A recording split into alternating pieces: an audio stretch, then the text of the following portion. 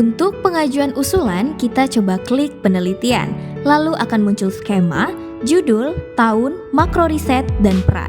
Dan yang paling terpenting adalah status usulan. Sebagai contoh, ini masih draft, maka masih bisa diedit, tetapi jika tulisan sudah tertulis submit, maka tidak bisa diedit karena sudah diajukan ke kepala LPPM. Selanjutnya, kita coba klik tambah usulan baru, kemudian akan muncul data halaman pengisian seperti berikut. Yang pertama akan muncul data eligibilitas. Halaman ini akan menginformasikan bahwa Sinta skor dosen pengusul nilainya berapa, klaster, home base, jabatan fungsional, pendidikan terakhir, status aktif mengajar, kegiatan sedang berjalan, tanggungan laporan kemajuan, tanggungan laporan akhir. Kemudian yang terpenting berdasarkan eligibilitas yang tercantum, Anda dapat mengusulkan skema apa saja yang sudah terdapat di halaman tersebut. Ada 5 tahap yang akan dilakukan. Pertama, pengisian identitas usulan. Ada 5 tahap yang akan dilakukan. Pertama, pengisian identitas usulan. Selanjutnya, substansi usulan, RAB, dokumen pendukung, konfirmasi usulan.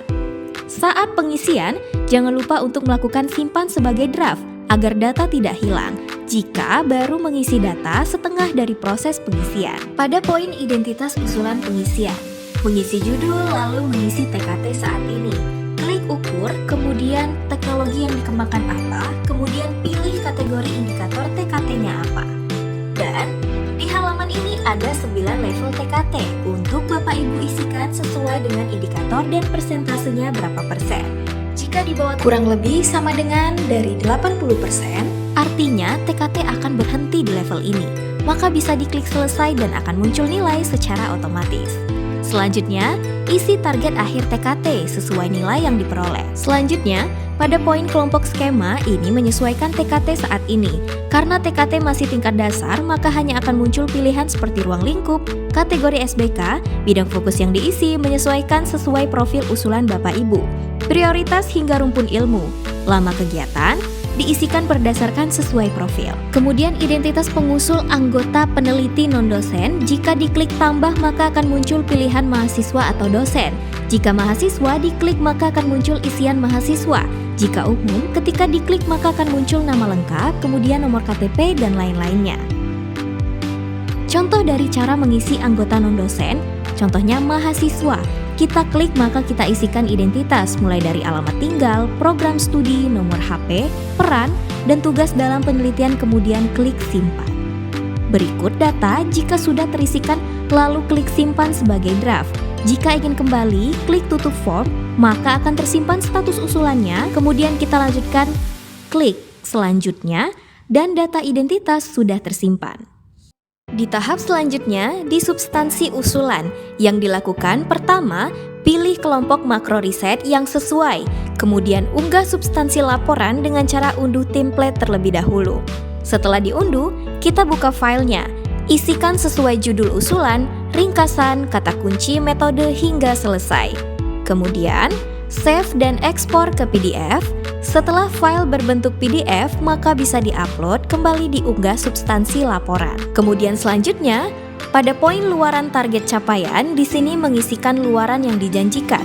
Jangan lupa untuk mengisikan tahun pertama, kategori luarannya apa, status, keterangan, dan begitu pula untuk mengisikan tahun kedua. Jika masih ingin diedit, bisa disimpan sebagai draft terlebih dahulu, kemudian bisa diklik selanjutnya. Selanjutnya, pada tahap 3, poin RAB, akan muncul tulisan informasi maksimal usulan dana. Di sini tidak boleh lebih dari dana yang sudah diinformasikan. Pada pilihan tahun pertama dan kedua, jangan lupa diisi. Selanjutnya isi bahan, komponen, item, satuan, volume, harga satuan, dan total.